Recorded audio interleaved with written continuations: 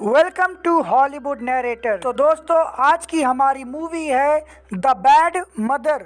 ये कहानी एक ऐसी औरत की है जो अपने पति की मौत के बाद अपने ही सौतेले बेटे के साथ वो सब करती है जो अपने पति के साथ रात में किया करती थी। मूवी की शुरुआत में हम देखते हैं कि जो नाम का एक लड़का अपने सौतेले बाप के साथ बैठकर लंच कर रहा होता है। वहाँ पर उसकी माँ भी होती है जो अपने बाप को पसंद नहीं करता है। और जो का जो असली बाप है वो एक टीचर है और वो इटली में रहता है। लंच करते टाइम हम देखते हैं कि जो की माँ अपने पति से बोलती है कि मुझे अपना एक ऑडिशन देने के लिए इटली जाना पड़ेगा, जिस बात पे जो भी इटली जाने की जिद करता है और दोनों को परमिशन मिल जाती है। एक दिन जो का बाप अपनी कार को मोड़ रहा था, तभी उसकी गाड़ी जाकर दीवार पे लड़ जाती है, जिसके कारण उसकी मौत हो जाती है। अब उसकी माँ अपने पति के मरने की वजह से काफ़ी दुखी हो जाती है और उसको देखकर जो भी दुखी हो जाता है और कैथरीन जो से बोलती है कि हम दोनों को इटली चलना चाहिए ऑडिशन देने के लिए। फिर वो दोनों इटली चले जाते हैं। इटली में पहुंचकर जो कि बहुत सारे लोगों के साथ दोस्ती हो जाती है। उन्हीं में से एक उसकी गर्लफ्रेंड एरिना भी होती है। एक दिन जो एरिना को लेकर मूवी देखने जाता है, वहाँ पर वो दोनों मूवी देखते हैं और बाद में रोमांस भी करते हैं। और मूवी ख़त्म हो जाने के बाद जो वहाँ से निकलकर अपनी मॉम के म्यूजिक शो में चला जाता है। जो को अपनी मॉम का म्यूजिक शो काफ़ी पसंद आता है और वहाँ पर बैठे लोगों को भी काफ़ी पसंद आता है। धीरे धीरे जो की माँ फेमस हो जाती है और वो एक बड़ी सेलिब्रिटी बन जाती है। एक दिन कैथरीन की सेक्रेटरी कैथरीन से बोलती है कि आज तुम्हारे बेटे का बर्थडे है। ये बात सुन के कैथरीन भी दुखी हो जाती है कि वो अपने बेटे का बर्थडे कैसे भूल गई। दूसरी तरफ जो भी अपनी माँ से नाराज होकर एक कमरे में छुपकर बैठा है।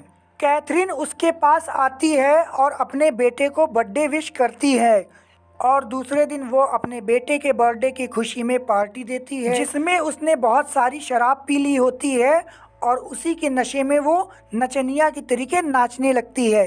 ये बात जो को बहुत खराब लगती है। इस बात से नाराज होकर जो अपनी गर्लफ्रेंड एरिना के साथ एक कोने में चला जाता है और कुछ करने लगता है। कैथरीन उसके पीछे पीछे आती है और उसको लगता है कि जो अपनी गर्लफ्रेंड के साथ सेक्स कर रहा है, लेकिन जब वो पास जाके देखती है तो वो हैरान हो जाती है क्योंकि एरिना जो को एक इंजेक्शन दे रही होती है, जिसको देखकर कैथरीन को गुस्सा आता है और वो जो को लेकर घर आ जाती है। घर पर वो जो से पूछती है कि वो किस चीज़ का इंजेक्शन था, लेकिन जो उसको कुछ नहीं बताता। कैथरीन जब अपने बेटे का हाथ चेक करती है तो उसके हाथ में कई सारे इंजेक्शन के निशान होते हैं और वो समझ जाती है कि जो ड्रग्स का नशा करता है, जिससे जो नाराज हो जाता है और वो कैथरीन का घर छोड़ के चला जाता है। लेकिन उसके पास रहने का कोई ठिकाना नहीं है, तो वो रात को लौटकर अपने घर पे आ जाता है और वो अपनी मॉम से बोलता है कि मुझे अपने डैड से मिलना है। फिर वो दोनों घर के अंदर चले जाते हैं। जो की हालत और ज़्यादा बिगड़ जाती है तो कैथरीन डॉक्टर को घर पे बुलाती है।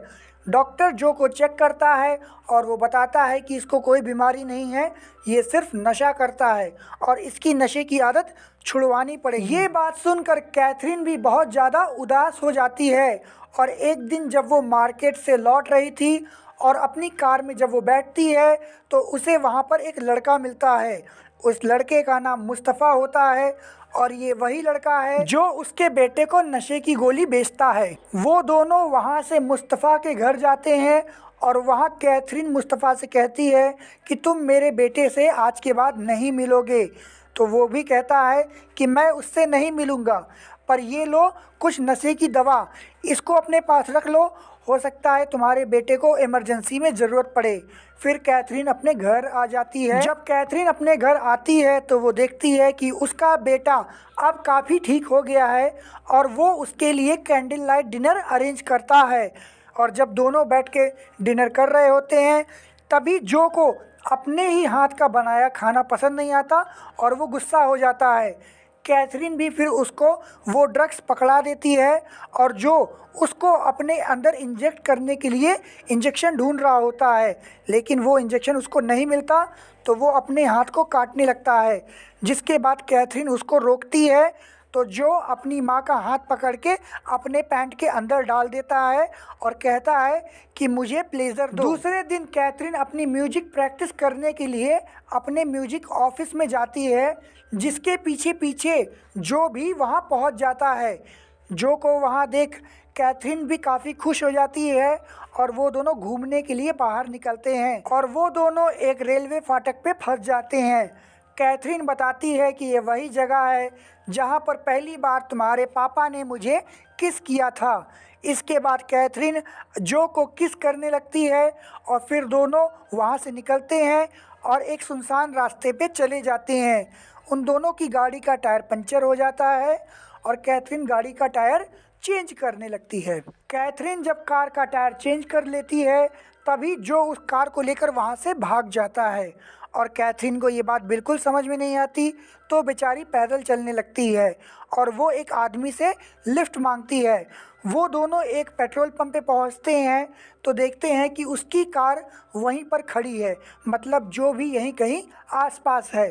वो दोनों एक कैफ़े के अंदर जाते हैं और दोनों ड्रिंक करने लगते हैं। जो जब अपनी माँ को किसी अनजान मर्द के साथ देखता है तो वो काफ़ी गुस्सा हो जाता है और वो गुस्से में आकर काफ़ी तोड़फोड़ करने लगता है। अपने बेटे को ऐसे पागलों वाली हरकत करते देखकर कैथरीन उसके पास आती है और उसको समझाती है कि मैं इस आदमी के साथ केवल इमरजेंसी में यहाँ पर आई हूँ।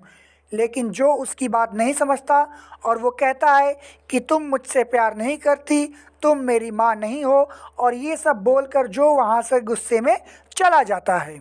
दूसरे दिन कैथरीन अपने बेटे को अपने असली बाप से मिलाने के लिए ले जाती है और जब वो वहाँ पहुँचता है तो वो अपने बाप के जूते को चुराकर चला आता है और साथ ही साथ अपने पुराने जूते भी वहाँ छोड़ देता है। और अगले दिन वो अपने बाप से मिलने दोबारा जाता है और बताता है कि मैं तुम्हारे बेटे का दोस्त हूँ, तुम्हारे बेटे की मौत हो चुकी है और तुम्हारी वाइफ कल उसका क्रियाक्रम करने के लिए चर्च जाएगी। ये बात सुनकर उसका बाप भी चर्च में पहुंच जाता है और वो वहां पर कैथरीन से मिलता है।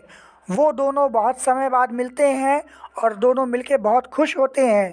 कैथरीन बताती है कि जो तुम्हारा ही लड़का है, जिसके बाद वो जो को खींचकर एक थप्पड़ मारता है और फिर उसको एक्सेप्ट कर लेता है और इसी के साथ ये मूवी भी यहीं ख़त्म हो जाती है। तो दोस्तों, अगर आपको ये मूवी पसंद आई है तो इस वीडियो को लाइक करिए और मेरे चैनल को भी सब्सक्राइब कर दीजिए। प्लीज़ यार सब्सक्राइब कर दो। मैं बहुत सालों से मेहनत कर रहा हूँ लेकिन आज तक सक्सेस नहीं हुआ। प्लीज़ कर दो ना यार।